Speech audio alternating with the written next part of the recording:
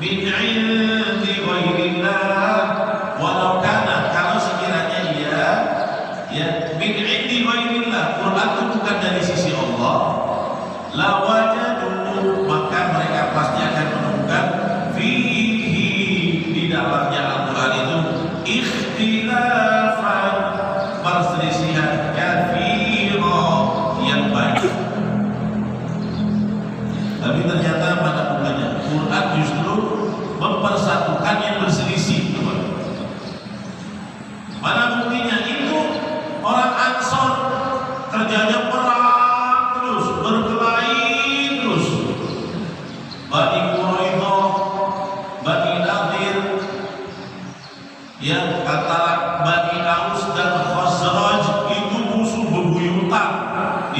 Madinah. Tapi ketika mereka sudah tercurahkan dengan cahaya Al-Quran, jadi kompak satu negara. Apa energi yang mempersatukan mereka? Hablullahil matin, tali Allah yang kuat, yaitu Al-Quranul Karim. Dan Al-Quran itu di dalamnya sangat rapi. Tidak ada satu ayat dan ayat yang lain bertabrakan. Unsur syariatnya tidak ada. Ya, semua satu yang lain malah justru menguatkan. Ya. Al-Quran ini kalau bukan dari Allah, maka sudah banyak yang bertengkar penganutnya. Tapi lihat, justru orang-orang yang sebelumnya tidak di bawah Al-Quran suka bertengkar ketika mereka memegang Al-Quran sebagai satu platform kebersamaan, mereka jadi akur. Bapak Ibu kalau tahu sejarah orang Madinah itu antara kabilah bertengkar terus, Pak. Kita kan tahunya Bani Aus, Bani Khosraj, itu adalah nama-nama klan yang ada di Madinah. Itu perang terus. Jangan di Madinah, di Mekah aja orang Quraisy itu luar biasa. Belum pantun aja kalah, perang dia bacok-bacokan. Pacuan kuda kalah, jihad itu dia. Cuma pacuan kuda. Padahal satu kampung, satu negeri gak akur. Tapi ketika mereka dipersatukan dengan Al-Quran, balik malah jadi terajun satu, jadi satu kesatuan. Bahkan Quran bukan cuma menyatukan bangsa-bangsa kabilah di Mekah, akhirnya membuat satu negara besar, Mekah dan Madinah, yang isinya campur aduk bainal qabail, kabilah-kabilah klan suku bersatu jadi satu negara di bawah Quran, ya, al-ukhuwah al-islamiyah, persaudaraan di bawah Islam. Ya. Dan jadi intinya bagaimana supaya Quran itu jadi pemersatu, harus ditadaburi maknanya. Gak bisa nyomot-nyomot terus memahaminya tidak sempurna seperti orang-orang munafik. Orang munafik itu kalau dibacakan Quran ayat-ayatnya gak cocok sama dia. Wa qalu sami'na wa 'asayna wasma' ghayra musma'in wa ra'ina. Kami dengar tapi kami gak mau taat. Ya. Kami dengar ayatnya, iya kami tahu, cuma malas mengamalkannya itu. Yang betul kan? Ya, sami'na wa ata'na wa dhunna. Kami dengar ayatnya, kami taati perintahnya, kami perhatikan makna-maknanya. Itulah yang namanya tadabbur. Ya. Hari ini Indonesia masih lebih fokus pada tilawah. Orang paham atau tidak Al-Quran belum jadi target dan misi. Coba kita kalau datang ke satu kampung, ya saya pernah dapat cerita satu kampung, datanglah dusun, kemudian ceramah waktu itu Isra Mi'raj tentang sholat.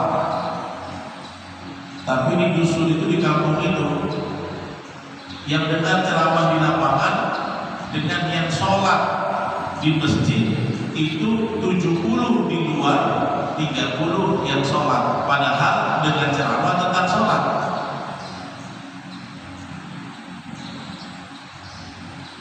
Tandanya memang suka dengan hari-hari besar, seremonial saja. Prakteknya masih jauh. Kemudian ketika ditanya gimana kamu ini, bagus kenapa? Kemarin juara 2 MTQ, juara 1 MTQ yang putri, juara 2 yang taktil putra. Bagus di sini pendidikan Quran. Yang jadi ukuran bagus adalah kalau itu kampung bisa menang MTQ. Tapi ketika ayat tentang sholat diabaikan, pengamalannya nggak diukur bagus atau jelek. Harusnya masyarakat itu madani bagus, bukan hanya jadi perlombaan. Sekarang kalau kita lihat itu bagus, kemarin juara ini juara itu, tapi waktu kita lihat juara ini juara itu, ketika sholat yang lain banyak nongkrong di luar masjid. Bagusnya Al-Quran adalah ketika dia sudah ditadaburi dan terimplikasi jadi sikap. Karena Al-Quran itu dua posisinya, bisa jadi hiasan mulut atau bisa jadi hiasan akhlak. Kalau Nabi kan dua-duanya, bacanya enak kan gitu, bacanya nangis, tadabur, akhlaknya juga Quran. Sekarang kita masih belum nyampe ini. Coba seberapa getol pemerintah kita, lembaga-lembaga kita untuk mengajarkan anaknya tadabbur Quran dibanding perhelatan lomba bacanya. Padahal Al-Quran turun itu bukan punya niat yang macam-macam. Al-Quran itu turun untuk ditadaburi. Tadabbur ini kan semuanya fungsi. Ya, tadabbur itu baca dengan lidah, matanya melihat, hatinya menangkap, kan gitu. Jadi ada perbuatan lisan, ada perbuatan hati. Itu namanya tadabbur. Makanya orang ada yang tilawatul Quran, ya, dia membaca Al-Quran tilawatan secara baca. Ada yang bacanya pakai hafalan, hifdzon dengan hafalan. Tapi yang paling penting adalah kita membaca tilawatan wa hifdzon wa fahman wa tadabburan, memahaminya dan menghayatinya. Itu intinya Quran. Orang munafik itu cuma jadi hiasan bibir. Wih, kalau membaca Quran mantap. Tapi kalau disuruh amalkan nanti dulu gitu dia. Ya, ini jadi PR kita bersama nih. Hari ini lembaga-lembaga yang mengajarkan Quran banyak, tapi yang kerja keras supaya anak-anak generasi kita itu hafal dan paham yang dihafal itu masih belum. Orientasi ini masih belum jadi visi. Ya makanya dulu ketika awal saya pun terjebak di situ.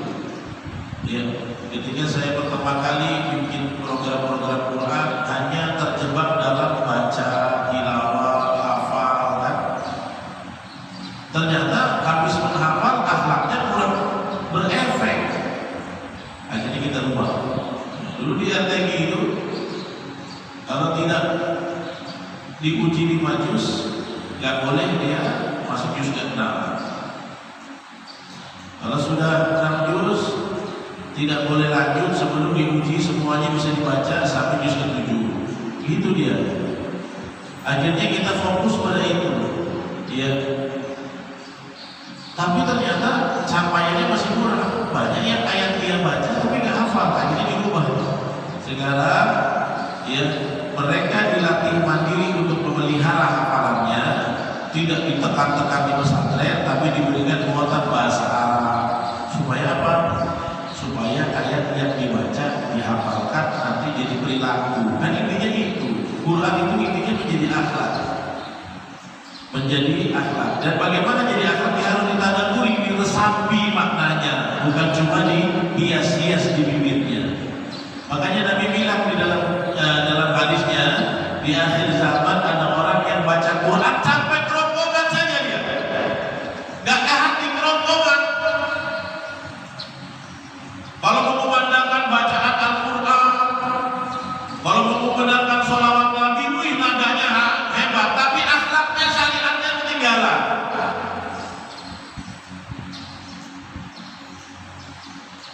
Padahal Al-Quran itu turunnya untuk apa? Untuk ditadaburi. Apa kata Allah? Kitabun anzalnahu ilaika mubarakun liyadabbaru ayatihi wa liyatadhakkara ulul albab. Kata Allah,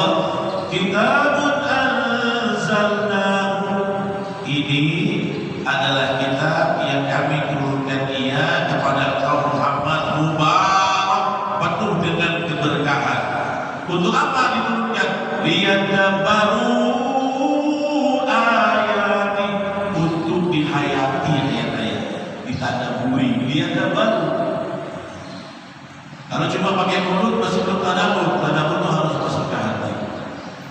Ya.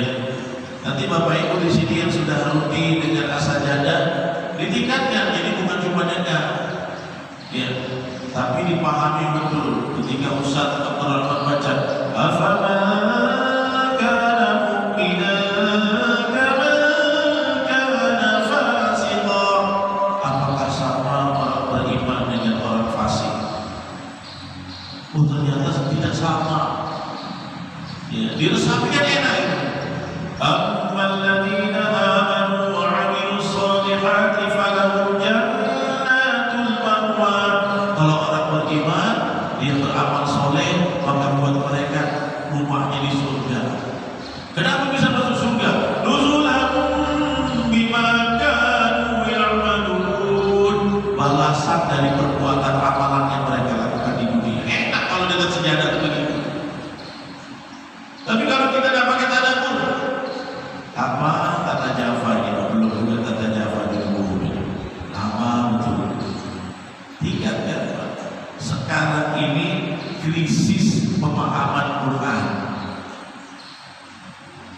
Ya, alhamdulillahnya di perhelatan FTQ itu ada namanya Syahrul Quran, tafsir Quran. Itu nggak bisa dia ikut segmen itu, kategori itu kalau dia nggak paham. Ya, jadi ini yang penting. Makanya di dalam ayat ini, ya Allah mengatakan kenapa mereka tidak mentadabburi Al-Quran.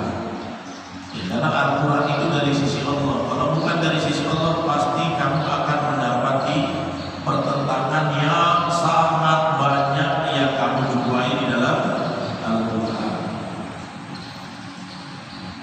Nah oleh karena itu, Imam Ibnu Katsir mengatakan innal Qur'ana, sesungguhnya Quran itu lam yanzil yukadzibu ba'dahu ba'dhan, tidak diturunkan untuk mendustakan, mempertentangkan satu dengan yang lain. Bahkan Quran itu tidak pernah mendustakan kitab sebelumnya. Pernah nggak Quran mencela Injil? Pernah nggak? Pernah nggak Quran mencela sebelumnya Taurat? Pernah nggak? Nggak pernah. Quran itu nggak pernah mendustakan kitab-kitab sebelumnya. Bahkan musaddiqan lima ma'akum min qabl, dia membenarkan apa yang ada pada kalian, hai umat-umat sebelumnya. Ya, bahkan membenarkan, memperkuat Quran itu semua kitab yang lama, nilai-nilainya ada di Quran, disempurnakan lagi di dalam Quran. Jadi ini adalah kitab terparipurna min sa'iril kutub, dari semua kitab yang ada. Gak pernah Quran itu mencela-cela, mendustakan Injil, Taurat, Zabur, gak pernah. Bahkan yusaddiqu ba'dahu ba'dhan, membenarkan antara satu dan yang lainnya. Oleh karena itu kata beliau dalam tafsirnya Ibnu Katsir, "Fama 'araftum minhu fa'malu." Ya. Kemudian apa yang kalian ketahui dari Al-Quran itu amalkanlah. Wa ma jahiltum minhu, apa yang kalian tidak tahu, farudduhu ila 'alimihi, maka tanyakan kepada orang yang ahli tentangnya. Ya. Jadi ayat ini pernah diceritakan waktu itu ada dua orang sahabat bertengkar. Ya. Saya sudah pernah ceritakan sekilas membahas tentang takdir.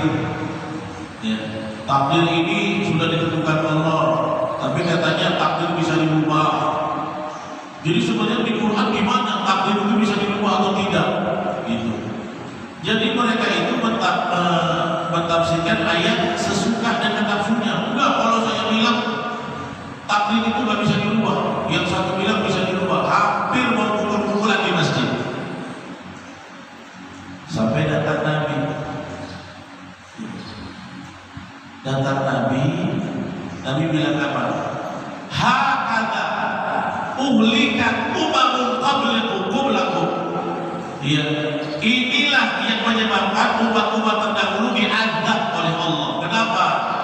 Waqtilafuhum ala anbiya'ihim, mereka suka menyelisihi perintah nabinya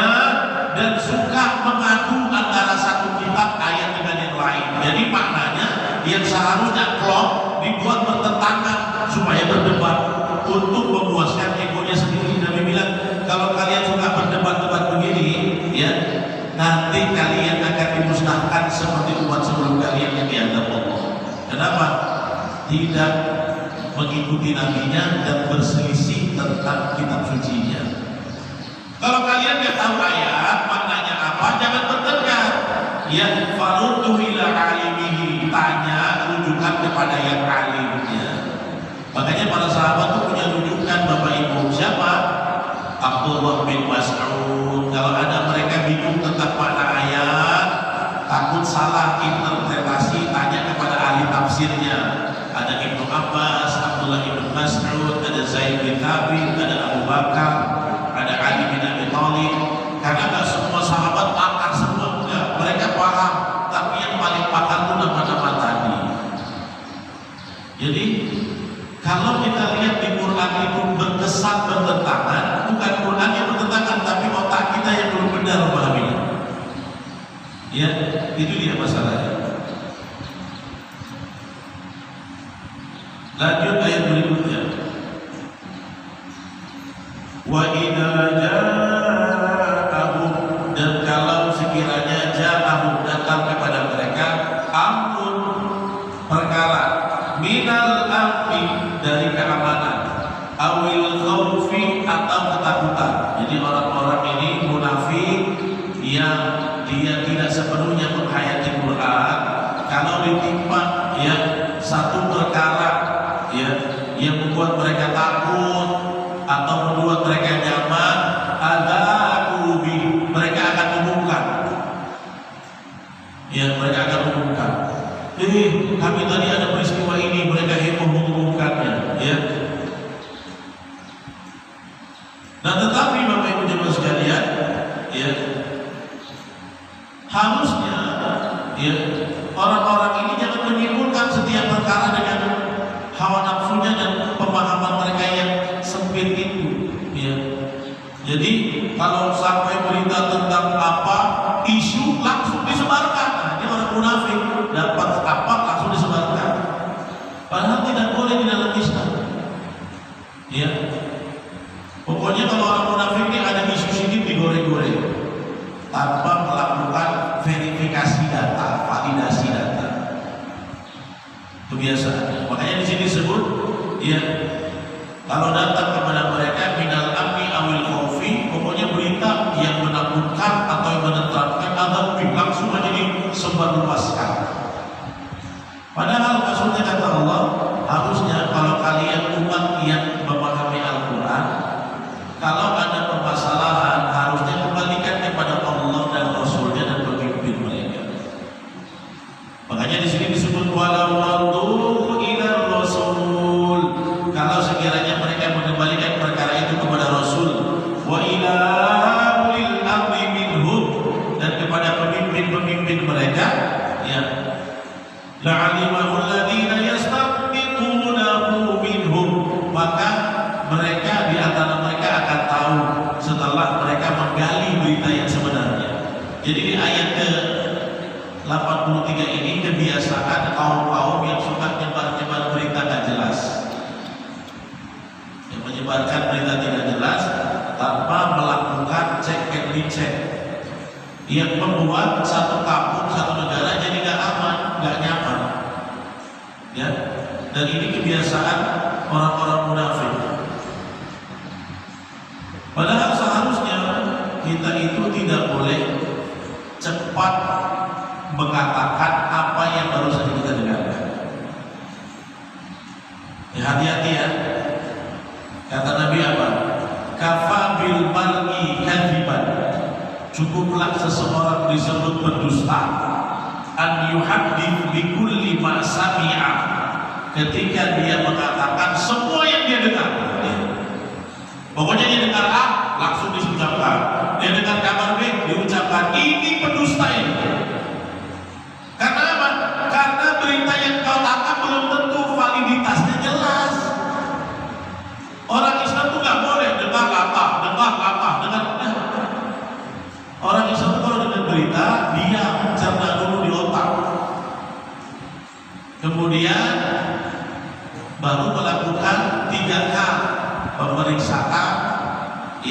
penguatan, kepastian, dan tabayun. Tabayun itu melakukan upaya memperjelas. Makanya jangan gampang suka cerita-cerita sesuatu yang kita tidak tahu kejelasannya. Misalnya begini, ya, diceritakan tentang seseorang itu si fulan begini, begitu. Padahal dia cuma dengar, dia belum melakukan upaya pemeriksaan. Hati-hati sama fulan, dia tuh suka menipu. Langsung disebar ke yang lain, hati-hati sama fulan suka menipu. Tanpa ada upaya untuk melakukan cek and recheck, coba. Tanpa ada upaya. Misalnya ada diceritain orang, fulan itu suka marah-marah, orangnya arogan, padahal gak pernah ngobrol, gak kenal gitu ya. Dengarnya di mana? Di grup WA lagi gitu. Disebarkan ke orang. Sementara dia belum pernah ngecek kebenarannya, tapi dia sudah menghancurkan kredibilitas seorang pribadi. Coba. Makanya disebut dengan pendusta. Kafa bil mar'i kadziban. Cukuplah seseorang dibilang pendusta an yuhaddits, untuk ketika dia menyampaikan kullama sami'a, semua yang dia dengar. Makanya biasakan Pak jadi orang beriman, Bapak Ibu, kalau dengar berita nggak usah langsung disebar, cerna dulu sendiri. Nanti kadang-kadang kita save dulu, kita simpan, kita nggak latah, tiba-tiba nanti 1-2 hari klarifikasinya muncul. Oh ternyata untung saya belum sebar. Ternyata kebenarannya ini, ternyata faktanya ini. Ya, maka ini yang harus jadi kebiasaan kita untuk bersikap sebagai seorang mukmin, tidak mudah-mudah untuk menyebarkan satu berita. Dan ini ternyata yang suka nyebar-nyebar isu adalah orang-orang munafik. Ya makanya di sini dibilang kalau sekiranya dia kembalikan kepada Allah dan Rasulnya, maka dia akan tahu siapa yang sebenarnya membuat isu. Karena ini kan ceritanya orang-orang munafik di depan Nabi baik, tapi di belakang Nabi bikin fitnah. Muhammad itu begini, begitu. Dia sebar-sebar isu kemana-mana. Ya. Jadi pesan kita dari ayat 83 ini, setiap informasi baik atau buruk jangan langsung lantas disebarkan kepada orang lain, karena ini karakter orang munafik yang suka membuat ketidakstabilan masyarakat. Orang beriman itu bahkan kalau ada isu benar sekalipun, dia tahan dulu, dia keep dulu. Ya, tapi orang kita itu suka lama. Kadang-kadang kalau dikirim WA belum tahu penjelasannya, share. Jangankan penjelasannya, baca juga belum udah di-share. Baca belum udah di-share. Ternyata dikasih tahu ini hadisnya salah, ini hadisnya palsu, ini beritanya hoax. Tapi karena kebiasaan latah menyebar-nyebar sesuatu yang belum pernah dipastikan kebenarannya, akhirnya membuat ketidaknyamanan di masyarakat. Ya, maka hal ini tidak boleh sampai terjadi. Kita tuh harus banyak menyaring sesuatu itu supaya tidak menyebabkan hal yang buruk di masyarakat. Sekira itu yang bisa saya sampaikan. Ada pertanyaan silakan.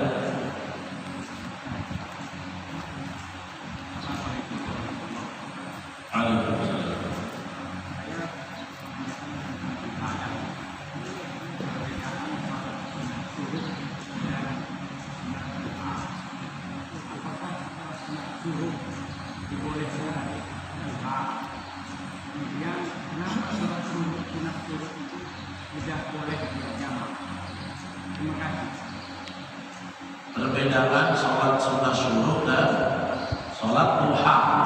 Ya. Ini juga banyak pertanyaan ini. Ya. Saya dapat laporan jemaah di Al-Uswah banyak yang sholat syuruknya kecepatan. Udah dikasih tahu Ustaz, tapi masih juga kecepatan. Ya. Yang pertama syuruk, ya. Syuruk itu artinya matahari terbit. Ya. Isyraq pergerakannya. Ya. Makanya min masyariqil ardi, dari doanya Ustaz Rahman, dari ya tempat masyarikil ardi, ya, dari timur tempat dia akan terbit. Jadi sebenarnya sholat syuruk itu adalah sholat duha di awal waktu sebetulnya. Banyak ulama yang mengatakan syuruk dan duha itu sama. Apakah boleh belakangan melakukan sholat syuruk dan sholat duha juga? Boleh, malah lebih bagus. Sholat syuruk tetap, sholat duha juga tetap. Tetapi di pelaksanaan sholat syuruk ini kan kita harus cermat. Ada waktu yang belum boleh sholat ketika matahari baru terbit. Nah ini banyak yang semangat tapi kurang teliti, kurang bertanya, semangat. Akhirnya dia sholat di waktu terlarang. Dalam hadis, jangan kamu sholat di dua waktu takut setan, kan? Tapi semangat. Makanya harus diperhatikan kapan sholat syuruk itu bisa dilakukan. Ketika matahari terbit nggak boleh, itu syuruknya. Biarkan dia bergerak sedikit. Makanya di dalam penjelasan ulama, kalau sudah seperti romhan satu tombak, kalau kita pasang tombak sudah mulai ada bayangan, itu tandanya sudah boleh. Ya. Sekarang pertanyaan saya, sekarang kita ini udah ada bayangan belum di luar ini? Udah belum? Belum. Tunggu dulu satu tombak bayangan itu muncul romhan, baru kita lakukan sholat syuruk. Walaupun yang sebaiknya ditunggu sebentar lagi, itu lebih aman, itu yang lebih aman. Tunggu sebentar lagi. Kalau Ustaz Ali Hidayat pada menyimpulkan yang paling aman 1 sampai 1 jam 30 menit baru lakukan sholat syuruk. Kita enggak, baru setengah jam habis subuh disingkatnya sholat syuruk. Yang memang sholat syuruk ini fadilahnya besar. Ya, seperti pahala haji dan umroh sempurna, sempurna, sempurna. Barang siapa yang sholat 2 rakaat, kayak sholat subuh 2 rakaat, sholat al-fajri, ya, kemudian dia tetap duduk di majelisnya di masjid, ya, kemudian zikrullah, zikir apa saja, ya, ikut pengajian termasuk zikir. Kalau lagi nggak ada pengajian, baca Quran termasuk zikir, baca istighfar termasuk zikir. Kata para ulama, kalau ngobrol dunia nggak dapat lagi tuh, zikirnya hilang, nggak dapat lagi, ya. Kemudian dia tidak kemana-mana dari lokasi tempat dia sholat 2 rakaat seperti orang yang mendapatkan pahala dan haji dan umroh sempurna, sempurna, sempurna, ya. Jadi pelaksanaannya itu, syuruk itu adalah sholat duha di awal waktu duhanya, ya. Nanti kalau mau sholat duha lagi boleh nggak? Boleh. Terus Ustaz, kenapa sholat syuruk itu nggak boleh berjamaah? Boleh aja sebenarnya. Sholat duha aja boleh berjamaah, nggak ada larangan. Cuma kita nggak buat lah, karena ini kan choice pilihan, ya, nggak pernah dianjurkan harus berjamaah, gitu ya.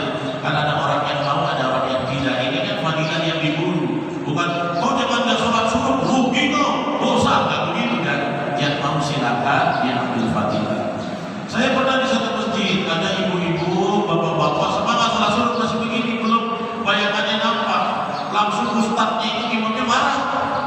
Sabar dulu, kenapa? Baca hadisnya tapi tidak mendalami makna intinya hadisnya, ya. Makanya ada sholat yang terlarang itu sebenarnya bukan cuma waktu matahari naik, ya, terbit, tapi waktu matahari terbenam, ada asar itu kan, ya, sampai menjelang maghrib itu ada waktu-waktu yang makruha, yang kurang disukai untuk melakukan sholat. Jadi kita tunggu sebentar sampai mataharinya nampak, kemudian nampak mulai ada bayangan, walaupun satu tombak kan sedikit kan, walaupun satu tombak baru kita laksanakan sholat syuruk, begitu, ya. Walaupun zaman sekarang udah gampang lah, udah gampang. Jadi kalau taik berlari itu sudah menunjukkan syuruk, itu matahari terbit, jangan langsung sholat, tunggu sebentar sampai mataharinya jalan.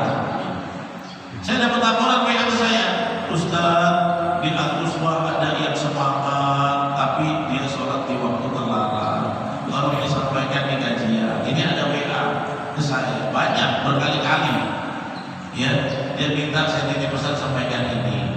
Sebenarnya saya lupa kalau ada bapak nanya, jadi saya ingat lagi.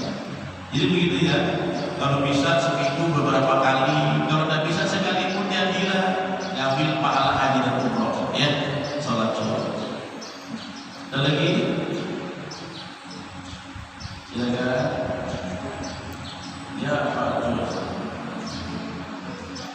Atau dia mikrofon juga tidak ya. Makanya Ustaz, kenapa zaman pendidikan zaman sekarang ini lebih terstruktur daripada zaman dulu? Dan perbedaan antara kufur, nikmat dan syirik itu bagaimana Ustaz? Menilainya perbedaan. Terima kasih. Kufur itu artinya mengingkari, kufur, ya. Berarti dia mengingkari kebenaran Islam. Ya, orangnya kafir, namanya kufar, sikapnya kufur, ya.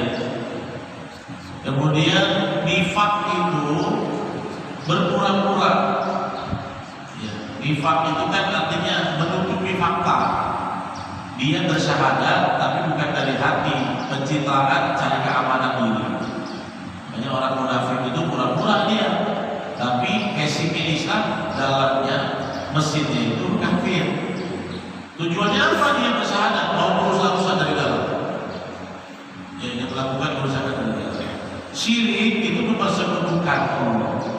Dari kata asyraka yusyriku, ya, artinya mengadakan zat yang lain yang disandarkan punya kekuatan seperti Allah. Dia cuma Allah, tapi sholatnya untuk Allah, berdoa kepada Allah, berlindung katanya kepada Allah, tapi dia punya jimat perlindungan. Itu namanya syirik. Kok jimat disetarakan dengan Allah bisa melindungi kita? Ya, nah ini yang namanya syirik, gitu ya. Apalagi? Silakan Pak Fendi.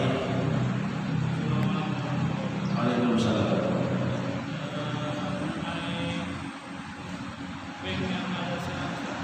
Apa? Bank syariah.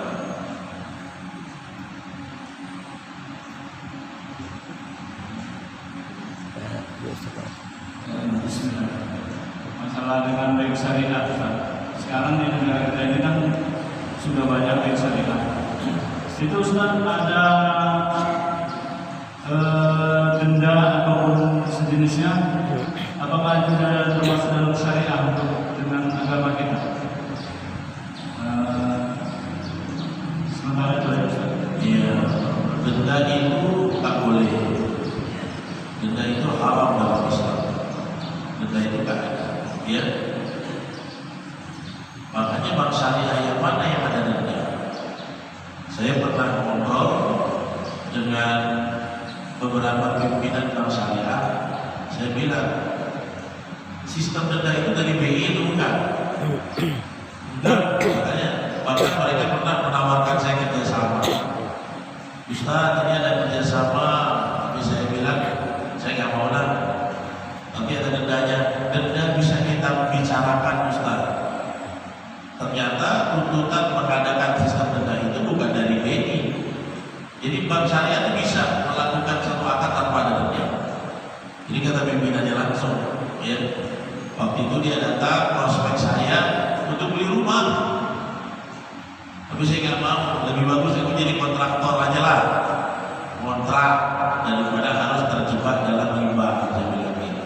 Alhamdulillah di Batu Tujuh akhirnya bisa beli, walaupun izinnya tanpa pakai pihak ketiga, langsung sama kawan, tanpa denda, tanpa ini, tanpa persentase. Ya beli cicil aja, gitu ya. Rumah saya belum lunas Pak, masih nyicil juga, tapi alhamdulillah tanpa pakai sistem perbankan ribawi, tanpa ada denda. Karena denda itu nggak boleh. Makanya dulu ketika BPJS pertama kali rilis kan tidak ada dendanya ya. Sekarang masih ada nggak? Itu harusnya mudah-mudahan ini dimasukkan buat negara ya. Kalau bisa sistem BPJS seperti di awal tanpa adanya denda, karena denda itu dalam Islam tidak halal, tidak boleh. Ya, kita sudah pernah bahas tentang ayat riba. Kalau ada orang berutang sama kita, kemudian telat, nggak boleh dikasih penalti, nggak boleh ditambahin bebannya. Oke, mau jadi nambah, utangnya 100.000 jadi 120, 20-nya itu riba. Dalam Islam bagaimana? Kasih tenggat waktu atau lunaskan gitu. Dalam Islam itu begitu, kasih tenggat waktu tanpa harus ada penambahan, nggak boleh. Jadi begitu ya. Lagi sudah Ustaz tadi mau sedikit tambahan Ustaz. Ya. Tadi kan ceritanya masalah syirik Ustaz. Jadi masalah kita yang sekarang ini kan banyak apa Ustaz namanya asuransi. Tadi Ustaz